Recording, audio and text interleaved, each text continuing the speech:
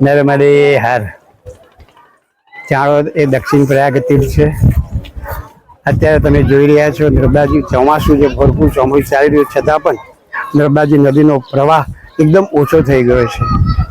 આ જોઈને આવનાર ભક્તજનો શ્રદ્ધાળુઓ કે જેઓ સ્નાન માટે સાદાદી કરવા માટે આવતા હોય છે એમને ઘણું જ દુઃખ થાય છે।